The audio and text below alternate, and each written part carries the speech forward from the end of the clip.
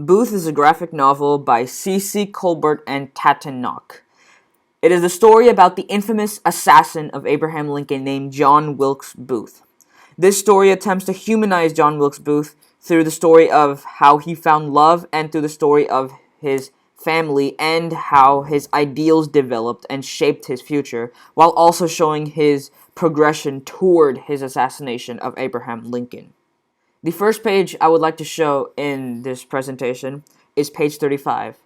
Booth was in the White House initially, and on this page he goes to the Roundhouse angry after being kicked out of the White House by a black person. Booth, of course, is a very stereotypical Southerner in that he is racist and believes that black people are inferior. And in this situation, he is angry at being kicked out of the White House by a black person, so he goes to the Roundhouse to vent some steam. One of the things that could be noticed on this page is color. Color on this is used to initially to show location. In the first three panels, in the top row, color is used to show the White House. The yellow Satan color is represents the White House, and the orange, darker red color represents the Roundhouse that John Wilkes Booth goes to. But the color is also used to show the mood of the Roundhouse. The color and the placement of the lights and everything seems to show how the Roundhouse is rowdy and maybe even dangerous, but also at the same time thrilling. In fact, all this is proved on the next page when Booth almost stabs someone in the arm. Another thing to notice from this page is the bottom center panel. The text of ha ha ha is outside of the speech bubble, which actually pushes the boundaries of the graphic novel genre. So in this situation, the text outside of the speech bubbles is used to show something that's happening in the environment surrounding the titular character of this panel, John Wilkes Booth.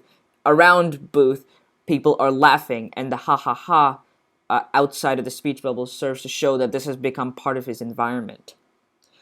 The splash in the middle of the page is used to show a new setting completely. It's used to display the construction of the setting and how everything is laid out.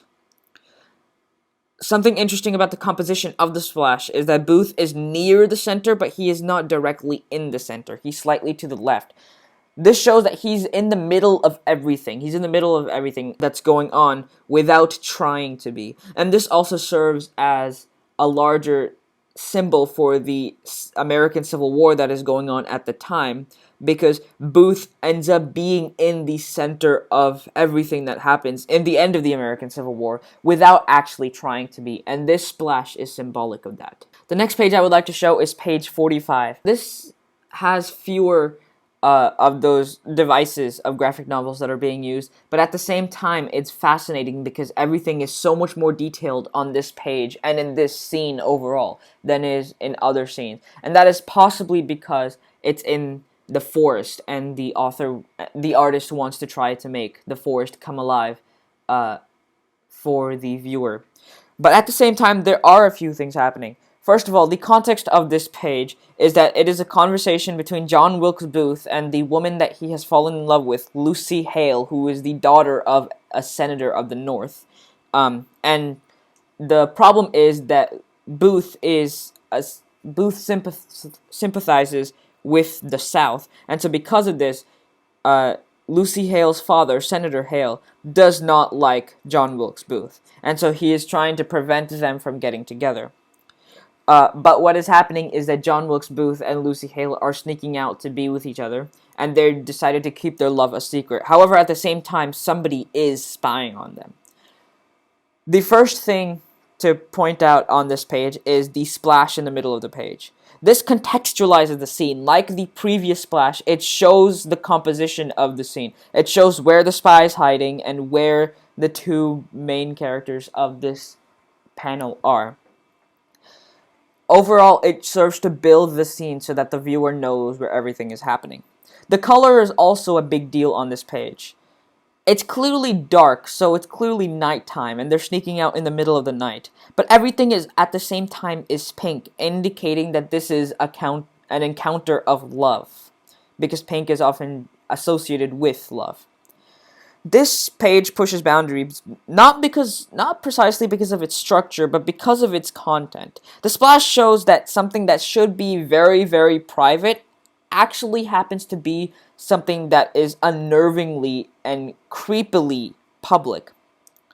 Additionally, it also pushes boundaries because these two people who are not supposed to be together have snuck out to be together. And even though this is more common in our time, it is still somewhat socially unacceptable to do something like this. The final page I would like to show is page 106, and this page is packed with graphic novel devices. Let's begin with some context. On this page, John Wilkes Booth is going to assassinate Abraham Lincoln, and that is what this entire page is about.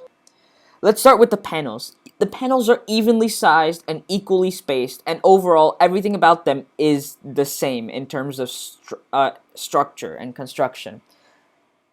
What this seems to show is that the events happening in each of the panels is a rapid sequence of events with few pauses, because aside from the center panel, which I will talk about in a moment, there's not much difference between the panels. In fact, it seems like your eyes are supposed to move from one panel to the other, especially in the last 4 panels where there aren't even words to pause on.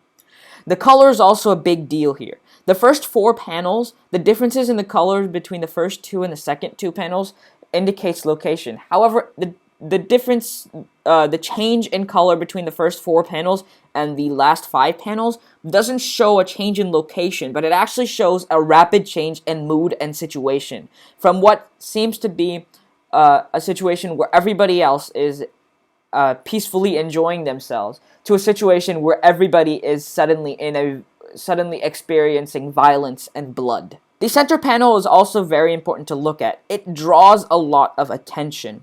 The particularly important is the graphic weight of the center panel. The white that goes right through the center of the red, and the gun that protrudes into the center of the panel draws a huge contrast to the red, both on the other panels and to the blue and yellow before, and as well to the red that is within the panel itself.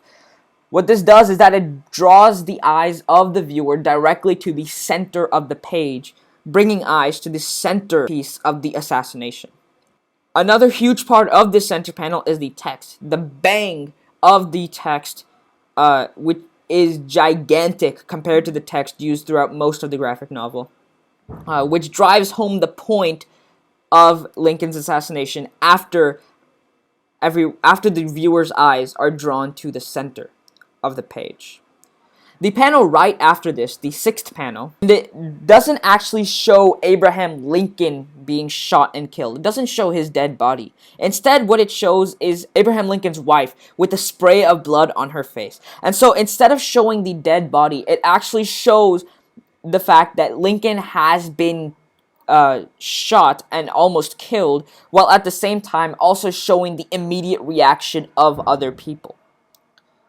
And finally, the last panel of this page, at the bottom right corner of the page, shows Booth leaving. But also, at the same time, it's important to look at the color, because the color hasn't changed. Everything is still red. And so what this seems to indicate is that Booth has left immediately, without pause, without waiting for even a moment to observe or gloat in his actions, because he has run away immediately. The color has not yet changed. This page pushes boundaries in several ways. The first thing that it does is goes back to the whole centerpiece situation. The centerpiece sticks out and begs for attention. In fact, it begs for so much attention that the reader will be tempted to just skip the first 4 panels.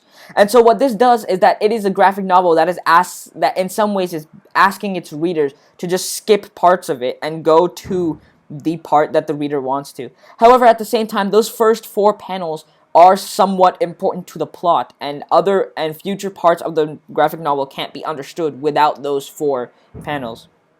And so those 4 panels not only are important to the plot, but they also help to build the tension toward the centerpiece. However, the centerpiece is tempting viewers to skip those first 4 panels, which pushes the boundaries of a standard linear narrative. The content of this page is also somewhat pushes boundaries. It is extremely violent. Weapons show up on this page 3 times. And in addition, there was a blood spray across the face of Abraham Lincoln's wife in the sixth panel, as we talked about before. Furthermore, in the last panel, in the bottom right panel, Booth is stepping over the stars that symbolize the flag of the United States. He has killed a beacon of freedom, and now he's stepping over freedom's flag. And so what this shows is that the graphic novel is pushing the boundaries of what might be acceptable in something that is in a form of entertainment that is usually viewed as somewhat childish and for children. Thank you.